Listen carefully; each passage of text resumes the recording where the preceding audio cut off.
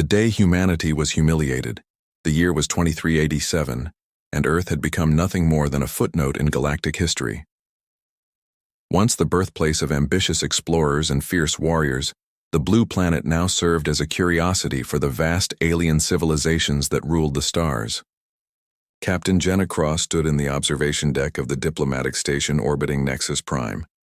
Her jaw clenched as she watched the live broadcast that would forever change the course of human destiny.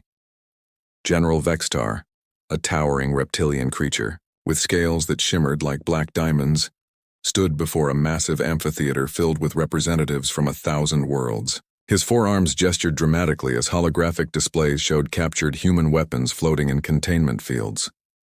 The crowd's laughter echoed through the chamber as Vextar's translator broadcast his words across the galaxy.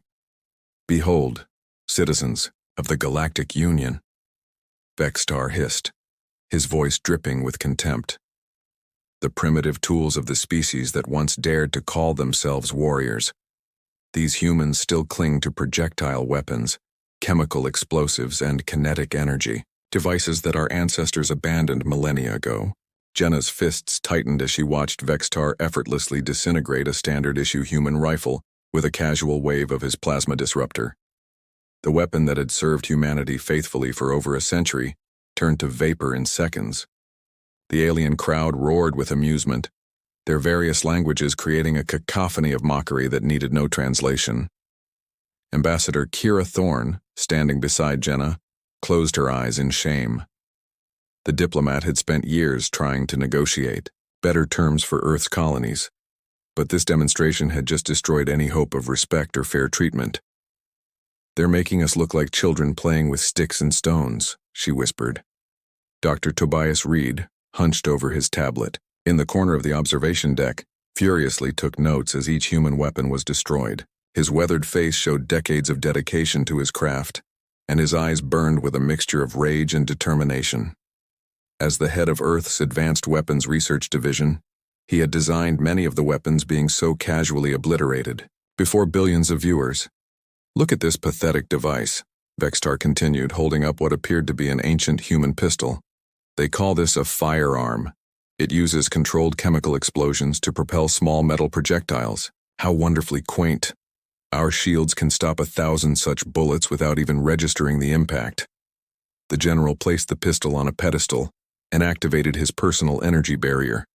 A shimmering field of force surrounded him as he gestured mockingly for the weapon to fire. Of course, the pistol remained silent and still, but the symbolism was clear. Even if it could fire, it would be utterly useless against alien technology. "This is intolerable," Jenna muttered, her military training warring with diplomatic protocol. She had served in 3 colonial defense campaigns and had seen human soldiers die protecting worlds that the aliens now treated as jokes. Every destroyed weapon represented the sacrifice of countless men and women who had believed in humanity's potential. The broadcast continued for another hour, with Vextar systematically destroying everything from basic infantry rifles to advanced human battlesuits. Each demonstration was met with increasing laughter and applause from the alien audience. By the time it ended, Earth's military might have been reduced to cosmic comedy, the spark of defiance. As the transmission ended, the observation deck fell into heavy silence. Ambassador Thorne stared out at the swirling nebula beyond the station, her diplomatic career in ruins. The other human observers began filing out, their shoulders slumped in defeat. But Jenna remained at the viewport, her mind racing with possibilities that others couldn't see. "Captain Cross," Dr. Reed approached cautiously, his tablet still clutched in his hands. "I know what you're thinking, but we can't fight them conventionally. Their technology is centuries ahead of ours." Jenna turned to face the scientist, her green eyes blazing with determination. "Maybe we can't fight them with what they expect to buy us, but they've made one crucial mistake." "What's that?" "They think they know everything about human weapons. They've studied our current arsenal, our manufacturing capabilities, our tactical doctrines. But they're focused on what we have now, not what we've forgotten." Reed's eyebrows rose with interest. "You're talking about archaeological military technology? The pre-space age weapons that were abandoned when we developed energy systems?" Exactly. They mocked our primitive projectile weapons without understanding that we've been perfecting the art of killing with metal and momentum for thousands of years. Long before we reached the stars, humans were the most creatively violent species on Earth. The doctor's mind began working through the possibilities. There are weapons in the deep archives that were classified so highly that even most of our own military has forgotten about them. Projects that were deemed too dangerous or unpredictable for mass production. Ambassador Thorne, overhearing their conversation, approached with renewed hope in her eyes. Are you seriously suggesting we can find something in our own history that could challenge their technology? Jenna nodded slowly. I'm suggesting that while they've been perfecting energy shields and plasma weapons, they've never encountered the sheer mechanical ingenuity that humans developed during our most desperate conflicts. We didn't just build weapons, we built art. Deadly beautiful, impossible art. Dr. Reed's fingers flew across his tablet as he accessed restricted databases. There are several projects that were buried after the colonial wars. The magnetic acceleration, cannon, the quantum penetrator, the Tesla coil rifle. He paused, his eyes widening. Wait, there's something else. Something I haven't thought about in decades. What is it? Jenna demanded. Project Thunderbolt. It was developed during the resource wars of 2156, but it was never used in combat. The weapon was deemed too unstable and too powerful for conventional warfare. The prototype was sealed in the deep storage facility on Luna. Kira leaned forward, eagerly. What did it do? Reed's voice dropped to a whisper. It wasn't just a weapon, it was a philosophy made manifest. The engineers who designed it believe that no defense is perfect, that every shield has a frequency, every armor has a weakness. Thunderbolt was designed to find that weakness and exploit it with surgical precision. Jenna felt her heart racing. How does it work? The projectile itself is relatively simple, a magnetically accelerated tungsten rod. But the guidance system is what made it special. It could analyze the quantum signature of any defensive field in real time and adjust its molecular structure to phase through barriers that should be impenetrable. The three humans stared at each other as the implications sank in. Somewhere in the lunar archives was a weapon that could potentially pierce alien shields that had never been tested against such unconventional technology. The secret plan over the following days, Jenna worked carefully to assemble a team without attracting attention from either human bureaucrats or alien observers. The plan required absolute secrecy, as any leak would result in immediate intervention by the Galactic Union. Earth's status as a protectorate meant that any military research had to be approved by alien oversight committees. Dr. Reed began the delicate process of accessing the deep storage archives. Using his legitimate research credentials to mask his true intentions, the Luna facility contained thousands of abandoned military projects, making it the perfect place to hide their activities among routine archaeological surveys. Ambassador Thorne used her diplomatic channels to gather intelligence on alien fleet, movements, and defensive capabilities. Her official reports focused on trade negotiations and cultural exchange programs, but her real work involved mapping the weaknesses in Galactic Union security protocols. Jenna herself took leave from active duty, officially citing stress and the need for psychological evaluation after witnessing the humiliation broadcast. In reality, she spent her time studying alien military tactics and identifying the perfect target for their demonstration. We'll only get one chance, she explained during a clandestine meeting in Reed's laboratory. If we succeed, we prove that humanity still has teeth. If we fail, Earth becomes even more of a laughingstock, and they'll probably strip away what little autonomy we have left. Reed nodded grimly. The weapon exists, but it hasn't been maintained in over 2 centuries. The power systems are obsolete. The targeting computer uses quantum algorithms that modern AIs can't interpret, and the electromagnetic launcher requires materials that are no longer in production. Can you rebuild it? Given enough time and resources, yes, but we're talking about months of work, and we'll need components that will raise questions if we try to acquire them through normal channels. Kira smiled for the first time since the broadcast. Leave that to me.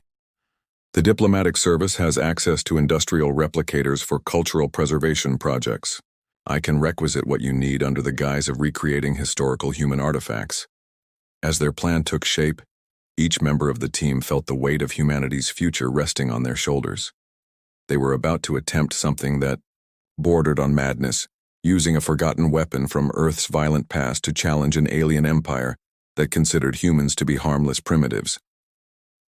But sometimes, Jenna reflected as she stared out at the stars, the most primitive solutions were also the most effective. The aliens had grown comfortable in their technological superiority, never imagining that their greatest threat might come not from advanced energy weapons or quantum computers, but from the ancient human talent for finding new ways to make metal. Move very, very fast, the mockery would end. The galaxy would remember why humanity had earned its place among the stars through conquest rather than invitation. And General Vexitar would learn that some bullets were worth more than all the plasma cannons in the universe.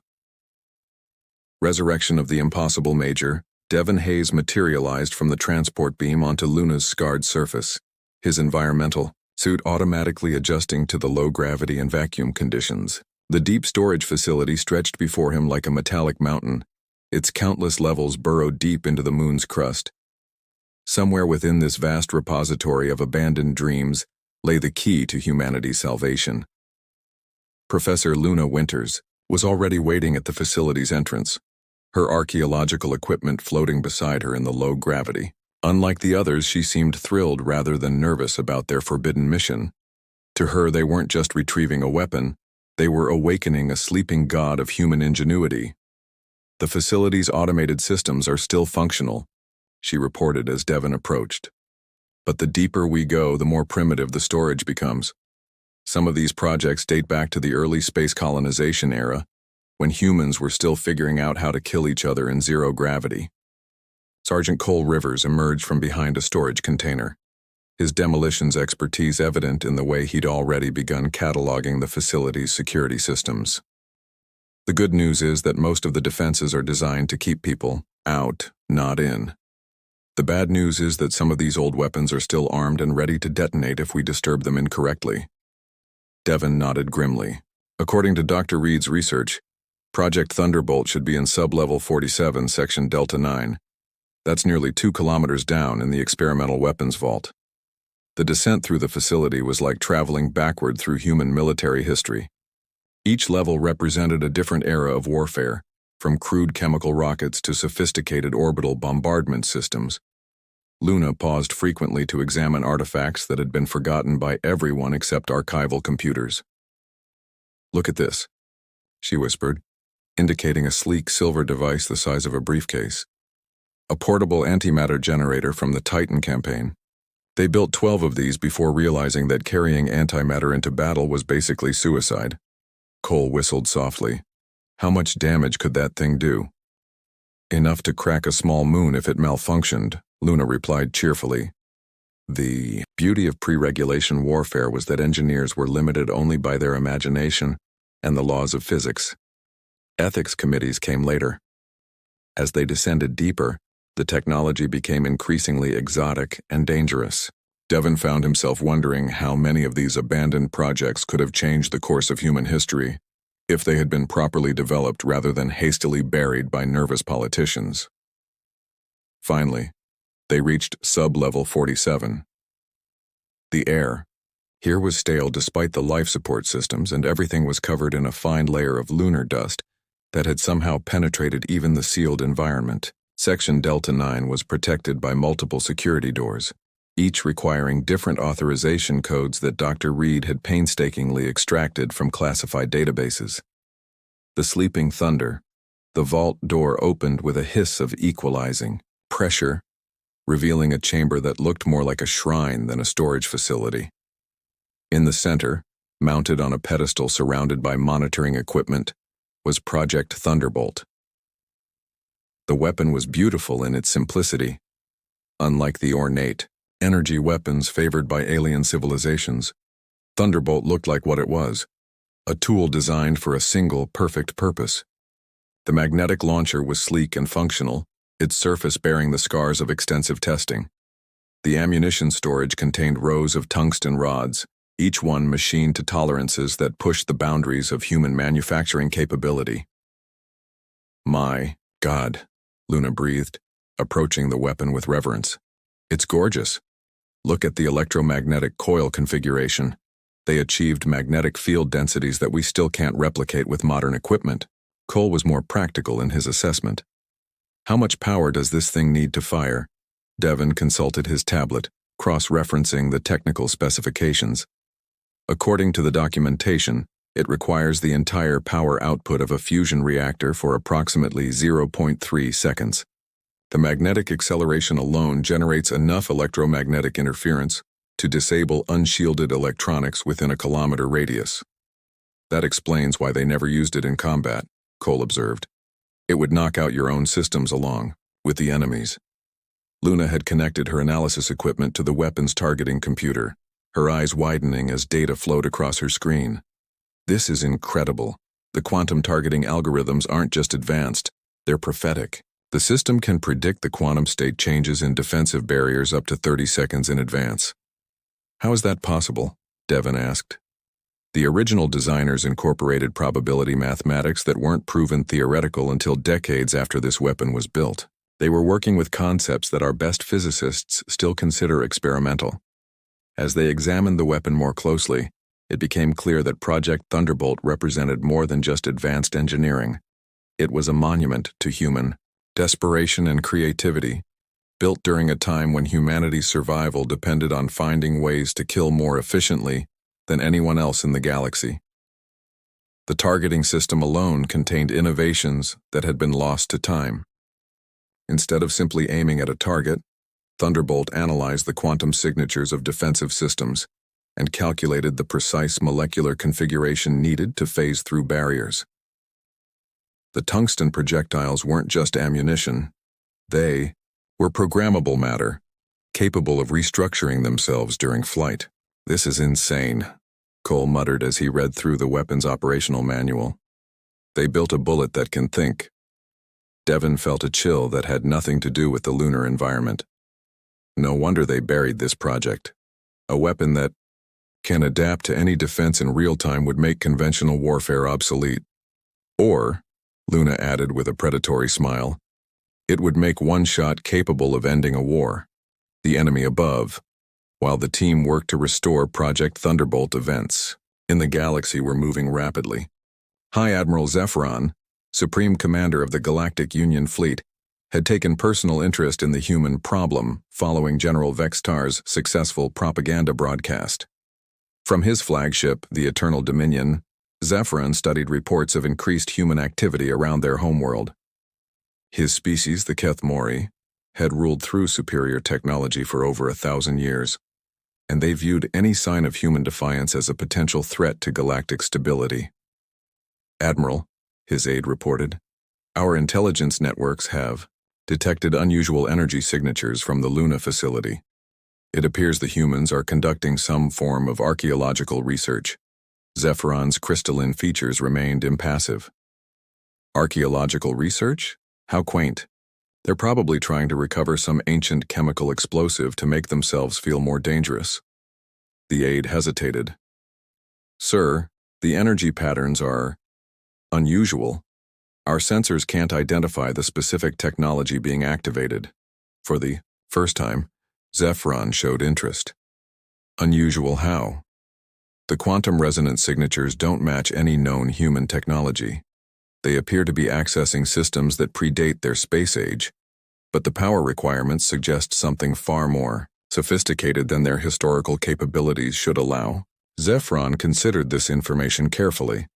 The Kethmori had achieved dominance through careful analysis of potential threats, never allowing any species to develop weapons that could challenge their supremacy. If the humans were indeed recovering lost technology, it warranted investigation. "Deploy a reconnaissance squadron to observe the Luna facility," he ordered. "If the humans are attempting to develop weapons, we need to know immediately." "Yes, sir. Should we notify the Galactic Council?" "Not yet. If this proves to be nothing more than primitive fumbling with obsolete technology, there's no need to alarm our allies. But if the humans have truly found something dangerous..." He paused, his eyes glowing with anticipation. Then we'll have the perfect excuse to demonstrate why they should never have been allowed to keep their homeworld. The test that changed everything back on Luna, the restoration of Project Thunderbolt, had progressed faster than anyone had dared hope. Dr. Reed had arrived with the final components needed to modernize the weapon's power systems while maintaining the original quantum targeting algorithms that made it so unique. The fusion power cell is installed, Reed reported, sweat beading on his forehead despite the climate-controlled environment. We've managed to integrate it with the original magnetic acceleration system without compromising the quantum field generators. Devin ran through the final systems check, his military training keeping him focused despite the magnitude of what they were attempting.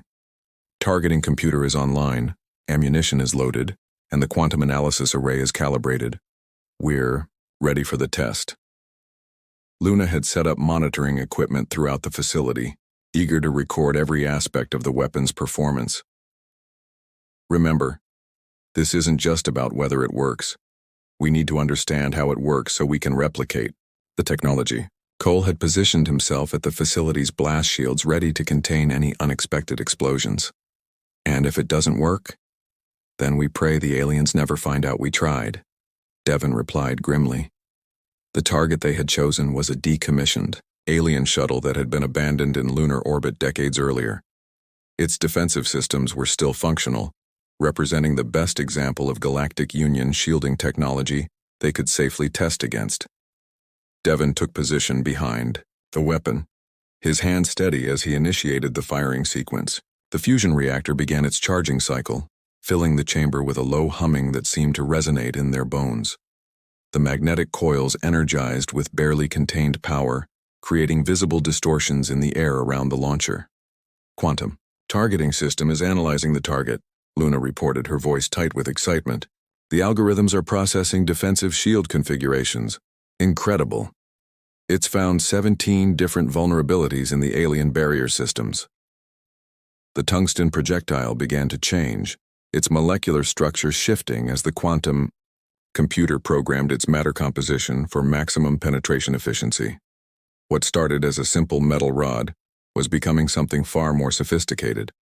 A weapon specifically designed to defeat one particular target at one specific moment. 30 seconds to optimal firing solution, the targeting computer announced in a voice that seemed almost eager. Devin felt the weight of history pressing down on him. In moments, they would know whether humanity still possessed the deadly creativity that had once made them masters of their own world. The tungsten rod, no longer than his hand, carried with it the hopes and dreams of an entire species that refused to accept permanent subjugation. Firing solution achieved. Target lock confirmed. Weapon ready. Devin squeezed the trigger. The universe exploded into light and thunder.